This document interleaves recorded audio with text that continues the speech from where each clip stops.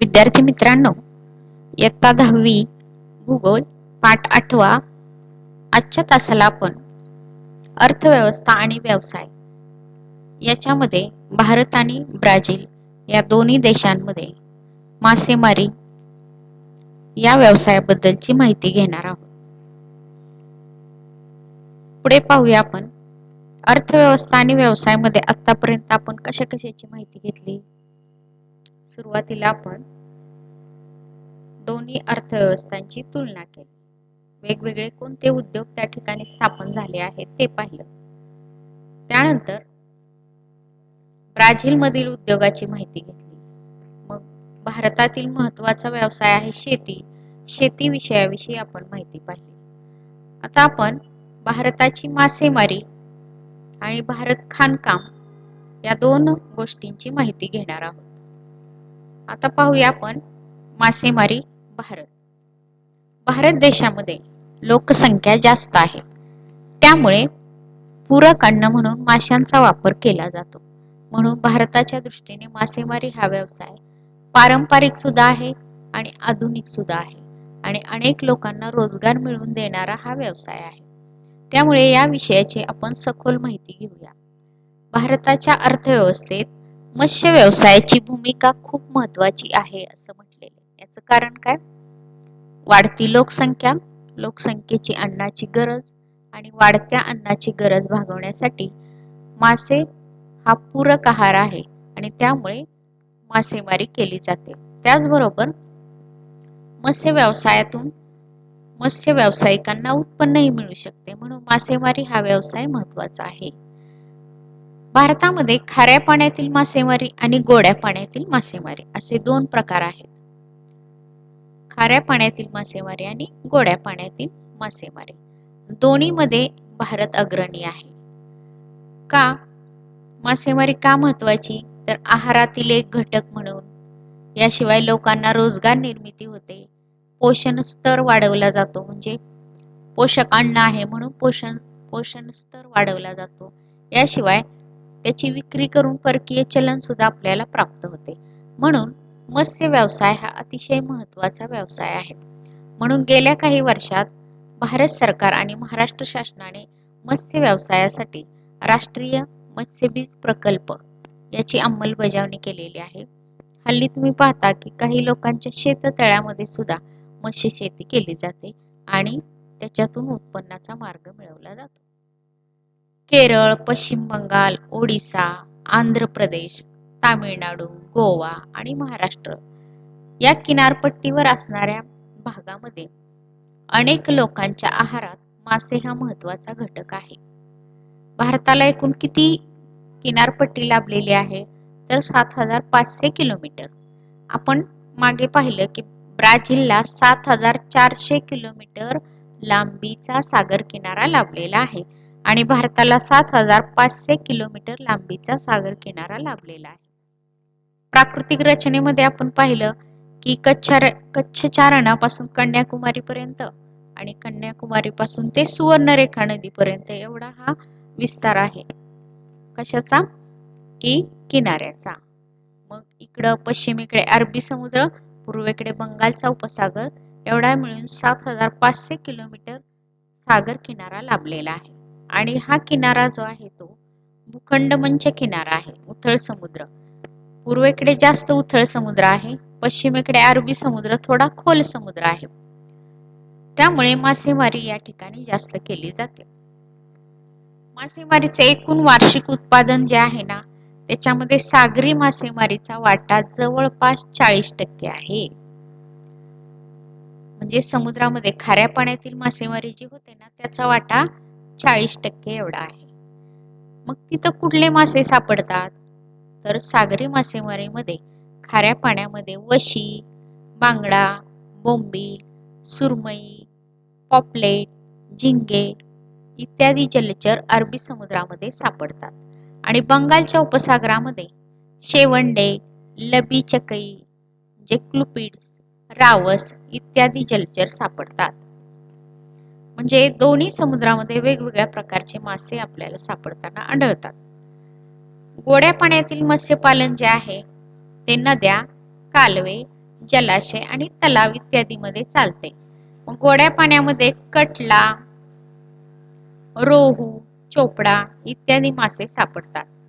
म्हणजे आपल्या भारतामध्ये गंगा नदी, तिच्या उपनद्या गोदावरी, कृष्णा, कावेरी, बारमाही वाहणाऱ्या नद्यांची पात्र जी आहेत तिथं वर्षभर पाणी असतं, त्यामुळे या ठिकाणी मासे पकडले जातात.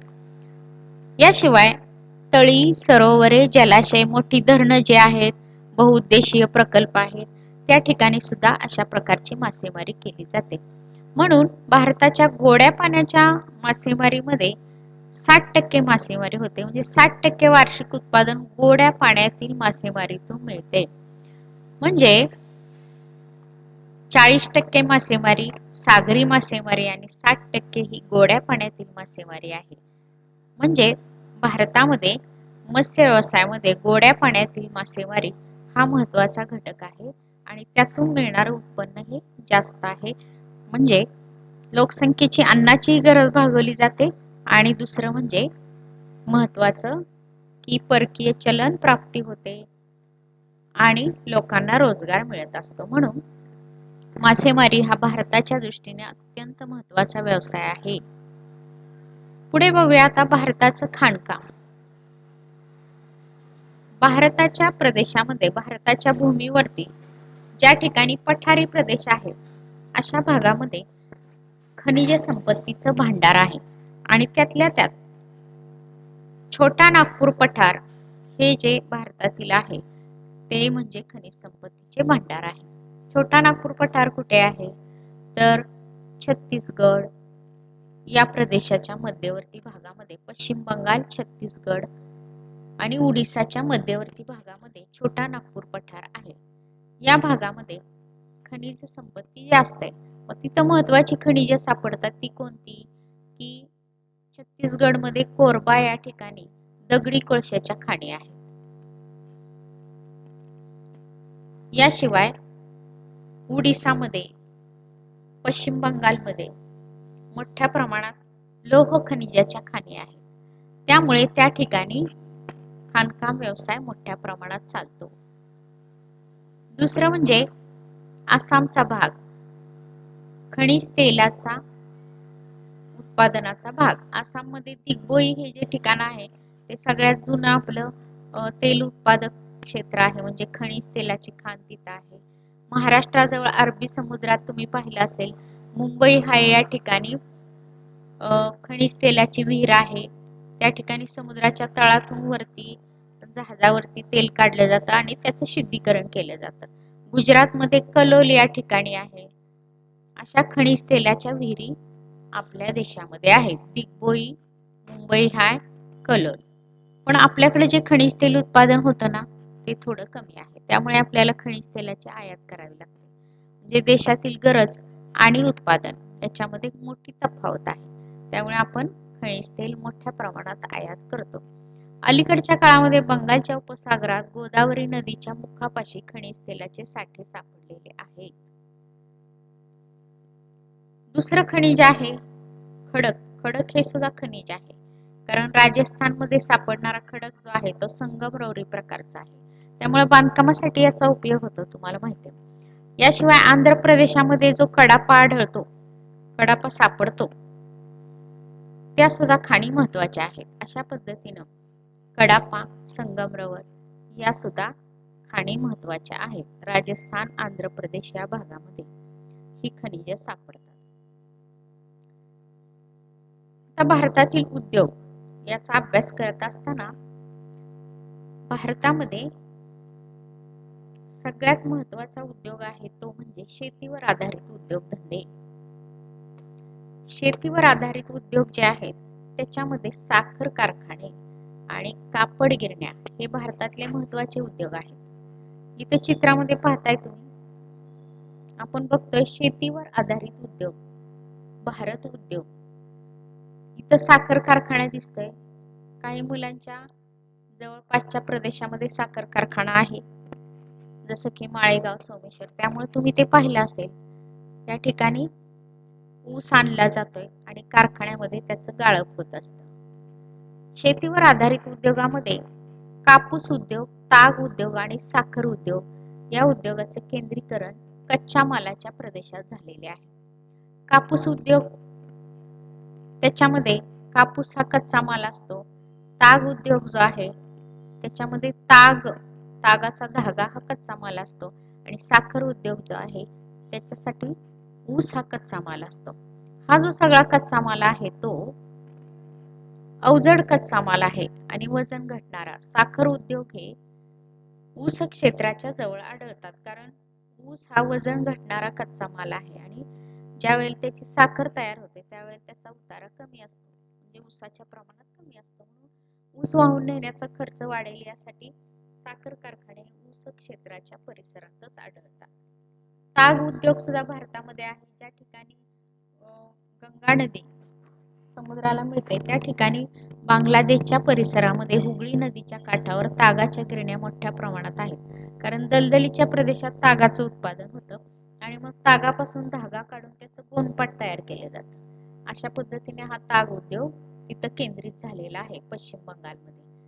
आणि सुती कापड उद्योग जो आहे तो महाराष्ट्रामध्ये विकसित झालेला आहे.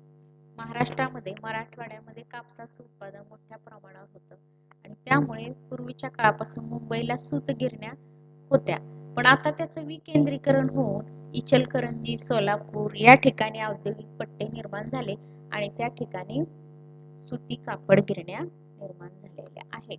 अशा उद्योगांचे या भागामध्ये केंद्रीकरण झालेलं आहे. मग हे जे उद्योग आहेत ते महाराष्ट्र, उत्तर प्रदेश या ठिकाणी साखर उद्योग आणि पश्चिम बंगालमधला ताग उद्योग हा विकसित झालेला आहे. तसेच वेगवेगळ्या राज्यामध्ये विविध राज्यात जी वनं आहेत म्हणजे जंगल प्रदेश आहेत त्या वनांमुळे काय होतं, त्या ठिकाणी लाकूड मिळतं. मग विविध राज्यांच्या वन प्रदेशाजवळ कागद तयार केला जातो, त्याचे कारखाने आहेत. प्लायवूडचे कारखाने आहेत. आगपेटी, काड्या तयार करणे, राळ, लाख, लाकडी वस्तूंची निर्मिती करणे इत्यादी वन उत्पादनावर आधारित उद्योग केंद्रित झालेले आहेत. तसंच कोकण आणि केरळ या ठिकाणी नारळाचे उत्पादन जास्त होते, त्यामुळे नारळापासून काथ्या मिळतो आपल्याला आणि नारळावर फळ प्रक्रिया पण केली जाते. काथ्या तयार करणे, दोरखंड तयार करणे हे उद्योग आहेत. त्याचबरोबर फळ प्रक्रिया म्हणजे वेगवेगळ्या प्रकारची शेतीतली फळे जे आहेत त्यावर ज्यूस, जॅम, जेली बनवणे यासारखे उद्योग वेगवेगळ्या प्रदेशामध्ये आढळतात. तसेच मासे प्रक्रिया हेही उद्योग या भागामध्ये म्हणजे ज्या ठिकाणी मासे आहेत अशा किनारपट्टीच्या भागामध्ये मासे खारवणे, वाळवणे, डबाबंद करणे, त्याच्यावर प्रक्रिया करून पाठवणे हेही उद्योग या भागात किनारी भागामध्ये केंद्रित झाल्याचं आपल्याला आढळून येतं. म्हणजे भारतामध्ये शेतीवर आधारित उद्योगामध्ये कापूस, ताग आणि साखर उद्योग हे महत्वाचे उद्योग आहेत. तसंच वन प्रदेशाजवळ कागद, प्लायवूड, आगपेट्या, राळ, लाख, लाकडी वस्तू निर्माण करणे यासारखे उद्योग व्यवसाय. कोकण किनारपट्टीच्या भागामध्ये केरळच्या प्रदेशामध्ये नारळाच्या शेंडीपासून कात्या तयार करण्याचे उद्योग आहेत. पायपुसणे, जाजमे तयार केली जातात. मासे ज्या भागामध्ये सापडतात तिथं मासेमारी होते आणि मास्यावर प्रक्रिया केली जाते. अशा प्रकारचे उद्योग तिथं विकसित झाल्याचं पाहायला मिळतं. यानंतर भारतातील पुढचा उद्योग आहे धातू उद्योग. धातू उद्योग जो आहे ज्या ठिकाणी धातू खनिज सापडतात अशा भागामध्ये धातू उद्योग विकसित झाल्याचं आपल्याला आढळून येतं. भारतामध्ये तशी वेगवेगळ्या प्रकारची बरीच खनिजे सापडतात आणि त्यामुळे त्यातला एक खनिज प्रकार आहे धातू उद्योग. आता याची विशेष काय आहे, ज्या भागामध्ये कच्च्या मालाची उपलब्धता आहे, ऊर्जा साधने आहेत म्हणजे वीज वितरण होतं, आर्थिक साधने आहेत म्हणजे ज्या ठिकाणी भांडवल उपलब्ध होतं आणि लोकांची मागणी इत्यादी घटकामुळे उद्योगांचे असमान वितरण झालेले आहे. संपूर्ण देशामध्ये सारख्या प्रमाणात उद्योग व्यवसाय विकसित झालेले नाहीत. धातू उद्योगाचा जर विचार केला तर ज्या भागामध्ये धातू खनिजे सापडतात त्याच ठिकाणी हे मोठ्या प्रमाणात विकसित झालेले आहेत, कारण त्या ठिकाणी काय आहे, कच्च्या मालाची उपलब्धता आहे, त्या ठिकाणी विजेचा पुरवठा केला जातो, त्या ठिकाणी वेगवेगळ्या उद्योग व्यावसायिकांनी आपल्या भांडवलाची गुंतवणूक केली आणि म्हणून वेगवेगळ्या ठिकाणी वेगवेगळ्या प्रकारचे धातू उद्योग विकसित झाल्याचं आपल्याला दिसून येतं. आता पाहूया राज्ये. झारखंड, ओडिशा, छत्तीसगड, मध्य प्रदेश, राजस्थानचा काही भाग, कर्नाटक आणि तामिळनाडू राज्यामध्ये धातू उद्योग विकसित झालेला आहे. जे सर्वसाधारण पाहता पठारी प्रदेशामध्ये द्वीपकल्पीय भागामध्ये धातू उद्योग जास्त विकसित झाला. त्यामध्ये भारतीय द्वीपकल्पाच्या ईशान्य भागामध्ये धातू निर्मितीचे उद्योग वसलेले आहेत. त्याला आपण काय म्हटलं होतं? छोटा नागपूर पठार. द्वीपकल्पाचा ईशान्य भाग झारखंड, ओडिसा, छत्तीसगड आणि पश्चिम बंगाल राज्य याचा हा भाग. बहुतांश लोह पोलाद उद्योग ईशान्य भागामध्ये केंद्रित झालेले आहेत. द्वीपकल्पाच्या ईशान्य भागात. त्यालाच आपण छोटा नागपूर पठार असं म्हणतो. कारण त्या ठिकाणी लोह खनिज सापडतं, दगडी कोळसा सापडतो, मॅंगनीज सापडतं. त्यामुळं ते ज्या भागात सापडतात त्या ठिकाणी हे उद्योग विकसित झाले. म्हणून लोह पोलादाचा उद्योग द्वीपकल्पाच्या ईशान्य भागामध्ये म्हणजेच छोटा नागपूर पठारावर विकसित झालेला आहे. आता त्याचं कारण पण दिले बघा इथं. मोठ्या प्रमाणात उपलब्ध असलेले कोळशाचे साठे आणि लोह खनिज, त्याचबरोबर या भागामध्ये छोटा नागपूर पठारी प्रदेशामध्ये दामोदर आणि महानदी खोऱ्यातील जलविद्युत मिळते. तसंच दगडी कोळशापासून औष्णिक विद्युत मिळत असते. त्यामुळे अखंडित आणि स्वस्त वीज पुरवठा होतो. मजूर उपलब्ध आहेत या ठिकाणी. म्हणून इथं लोह पोलादाचा उद्योग विकसित झाला. त्याचबरोबर आता इतर राज्य पाहूया. तामिळनाडूमध्ये ॲल्युमिनियम उद्योग मोठ्या प्रमाणात आहे. कारण त्या ठिकाणी बॉक्साईट खनिज सापडतं, म्हणून ॲल्युमिनियम त्यापासून तयार केलं जातं. राजस्थानमध्ये तांबे सापडते, शिसे आणि जस्त सापडते. त्यावर आधारित उद्योग व्यवसाय तिथं विकसित झाले. कर्नाटकामध्ये लोह पोलाद सापडतं, मॅंगनीज सापडतं, ॲल्युमिनियम म्हणजे लोह पोलाद उद्योग पण विकसित झाले. ॲल्युमिनियम उद्योग बॉक्साईट मुळे विकसित झाले. मॅंगनीज, लोह पोलाद आणि दगडी कोळसा याच्यामुळे त्या ठिकाणी लोह पोलाद उद्योग विकसित झाला. कर्नाटकात विशेष असा आहे की त्या ठिकाणी दगडी कोळशाऐवजी लोणारी कोळसा म्हणजे लाकूड जाळून वापरलेल्या कोळशावर आधारित असा एक लोह पोलाद उद्योग आहे. भारतामध्ये कोणकोणते उद्योग विकसित झाले त्यातले काही ठराविक उद्योग आपण पाहणार आहोत. त्यांची चिन्ह बघणार आहोत. इथं तुम्हाला पहिल्यांदा दिसतंय ONGC. मग हे कशाचं चिन्ह आहे? आपल्या भारतामध्ये गॅस पुरवठा करणारी ही कंपनी आहे. इथं दुसऱ्या चित्रामध्ये दिसतंय राष्ट्रीय इस्पात निगम लिमिटेड. म्हणजेच आय चिन्ह आहे पहा मध्ये. आयर्न स्टील उद्योग आहे हा भारताचा, स्टील इंडस्ट्री. नंतर आरे तुमच्या ओळखीचा आहे, आरे दूध आणि दुधाचे पदार्थ. नंतर पुढे भारतीय रेल याचं चिन्ह आहे, रेल्वे. पुढे इथं या ठिकाणी तुम्हाला दिसतंय ते कशाचं चिन्ह आहे? ओळखा बरं. ॲग्रो इंडस्ट्री डेव्हलपमेंट कॉर्पोरेशन म्हणजे शेती उत्पादन याच्यासाठीचं मानांकन असणार महाराष्ट्र ॲग्रो इंडस्ट्री कॉर्पोरेशन हे आहे. नंतर पुढं खादी ग्रामोद्योग महामंडळ म्हणजे खादी तयार करण्याचा उद्योग, खादीचे कपडे बघतो आपण. नंतर केंद्रीय रेशीम बोर्ड भारत आहे. दक्षिण भारतामध्ये आणि उत्तर भारतामध्ये वेगवेगळ्या प्रकारच्या रेशमी वस्त्राची निर्मिती होते आणि हा फार पूर्वीपासून चालत आलेला व्यवसाय आहे. त्याचं हे केंद्र, त्याचं हे चिन्ह आहे. नंतर RCF रासायनिक खते तयार करणारा कारखाना किंवा ही कंपनी आहे. अशा पद्धतीने आपल्या देशामध्ये अशा वेगवेगळ्या प्रकारच्या चिन्हांनी वेगवेगळ्या प्रकारच्या कंपन्या आपण ओळखू शकतो. त्यामुळे ह्या वेगवेगळ्या कंपन्या वेगवेगळ्या उत्पादनामध्ये अग्रेसर आहेत आणि अशा अनेक कंपन्या नव्याने निर्माण होत आहेत. समजलं एवढ्याला आपलं